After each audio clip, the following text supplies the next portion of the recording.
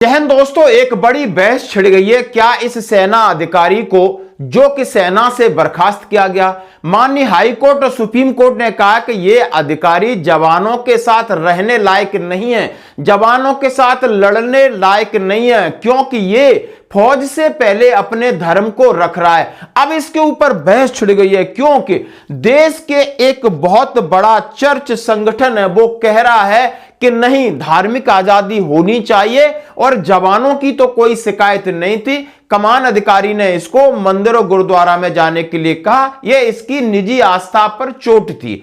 तो क्या यह सही? अब नया मोड़ और नया मामला आ गया। इससे पहले हम आपको और इन सबको दिखाना चाहते हैं कि फौजी का धर्म क्या होता है। जरा देखिए, एक जवान घायल अवस्था में लेटा हुआ है हॉस्पिटल में और वहां पर लेफ्टिनेंट जनरल पांडे साहब पहुंचते हैं जो कि कोर कमांडर हैं।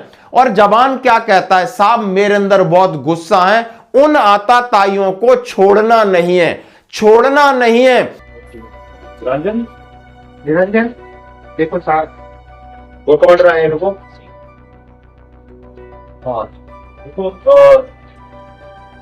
हौसला रखना है, ठीक है यार। गुड, मार दो उनको, पक्का मारेंगे।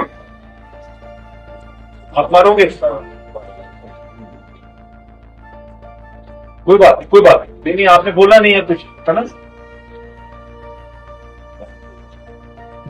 आपने मारना, गुस्सा है बहुत। हाँ, गुस्सा है तो गुस्सा अच्छा है, गुस्सा है तो फिर आप जल्दी रिकवर हो जाओ, ठीक है?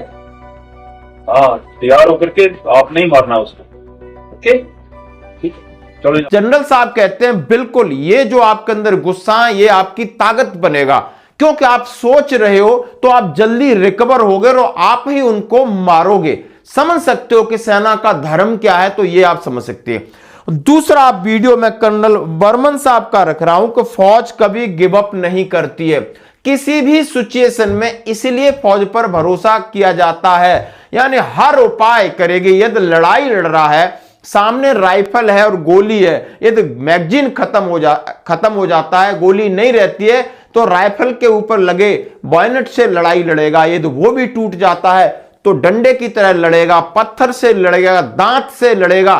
फौज गिव अप करना तो नहीं सिखाती किसी भी हालत में, बहुत क्लियर है। चलो I give you small situation थी, आप लड़ाई में जा रहे हो, आपका एमिनेशन खत्म हो गया, व्हाट विल यू डू? इसी इसकी सर मैं आगे बेनेट फिक्स करके मारूंगा, बेनेट भी टूट गया, देन बोला सर हथियार को पकड़ के उल्टा बैरल मारूंगा, वो भी टूट गया, देन बोला सर लकड़ी, कांच, पत्थर जो भी आएगा उससे मारूंगा। मैं भी हाथ में लगी, वो भी नहीं उठाने लायक रहे, तब अरे दुश्मन पास में आएगा, पकड़ के खींच लूंगा, दांत से काट। लेकिन लड़ता रहेगा, जूझता रहेगा, गिव अप नहीं करेगा।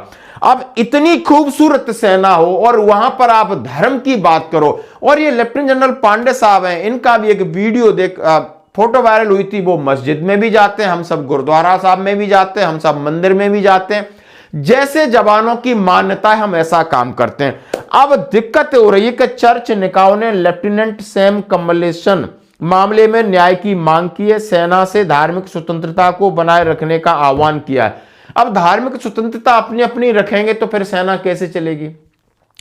नेशनल यूनाइटेड क्रिश्चियन फोरम और शीर्ष चर्च निकायों ने शुक्रवार को सैन्य अनुशासन, एक व्यक्तिगत सैनिक के धार्मिक स्वतंत्रता के अधिकार के बीच संतुलन पर चिंता जताई, क्योंकि दिवंगत लेफ्टिनेंट सैम कमलेशन का मामला सुप्रीम कोर्ट में जांच के दायरे में है। संयुक्त बयान में बहुत बड़े बड़े अधिकारी उन्होंने इस बात को कहा है कि भारत के सशस्त्र बलों के नैतिक अधिकार और प्रत्येक सैनिक अधिकारों के बारे में है, उनका एक पर्सनल इशू है। अब इसमें तमाम चीजों के बारे में कहा गया है।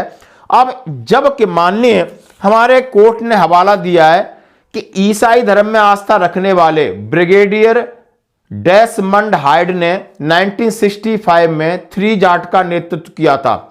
महावीर चक्र के साथ साथ अपने जवानों का अटूट सम्मान भी पाया था। अपने जवानों से के साथ अच्छे भजन गाते थे। पूना हॉर्स के पारसी अधिकारी, परमवीर चक्र विजेता लेफ्टिनेंट कर्नल तारापुर सभी जानते हैं, अपने धर्म के कारण नहीं बल्कि आर्मर्ड कोर के महानायक के तौर पर याद किए जाते हैं। सिख रेजिमेंट का नेतृत्व ईसाई और मुस्लिम अधिकारी कर चुके हैं। यह धर्म की नहीं बल्कि विश्वास की बात है। एक सिपाही अपने अधिकारी का अनुसरण सिर्फ उनकी रैंक के कारण नहीं करता, बल्कि इसलिए करता है कि वह अपने अधिकारी कि हरदम अपने साथ खड़े रहने पर भरोसा करता है।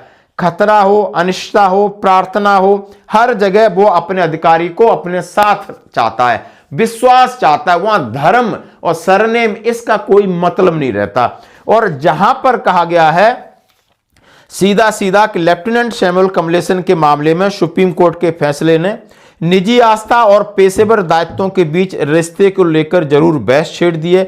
अब इस बहस में कई लोग कूद पड़े हैं। उन्हें ऐसा लग रहा है नहीं कि धार्मिक मान्यता मिलनी चाहिए, लेकिन सीधे सीधे उदाहरण है, सीधे सीधे आप ये खबर आप देख सकते हो कि नहीं, जो रेजिमेंटेशन होता है वहां पर जो जवान है उस हिसाब से धार्मिक स्थल होते हैं, चाहे जिस तरीके से हमने आपने सभी जानते हैं। और अधिकारियों का वही जाति धर्म से होता है जो जवानों का होता है, जैसा कि फौज की परंपरा है। अब इससे परंपरा और इस पर अब सवालिया निशान खड़े हो रहे हैं। लोग इसमें कई तरह के बयान दे रहे हैं। मेजर अरुण सिंह ने बहुत सारी अच्छी चीजें लिखी हैं।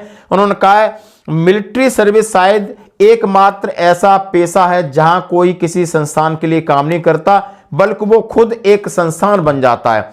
तब एक बड़े सामूहिक उद्देश्य के सामने निजी आस्था, निजी पहचान, पसंद, अहंकार सब दोए में सिर्फ यूनिफॉर्म और देश होता है। अब कितनी अच्छी बातें लोग लिख रहे हैं। और वहां पर यह कहा गया है कि इस जो सेना का अधिकारी है उसको सेना में वापस लिया जाए। और ये अल्पसंख्यक की बात कह रहे हैं, लोग कह रहे हैं कि इनकी मान्यता कुचली जाएगी, लोगों में एक अलग मैसेज जाएगा। तो ये सारी चीजें, आप इन चीजों के ऊपर क्या कहते हैं? यानी जो हुआ, यानी उस अधिकारी को सेना से बर्खास्त किया, क्या ये सही है या नहीं? जरूर प्रतिक्रिया दें। धन्यवाद।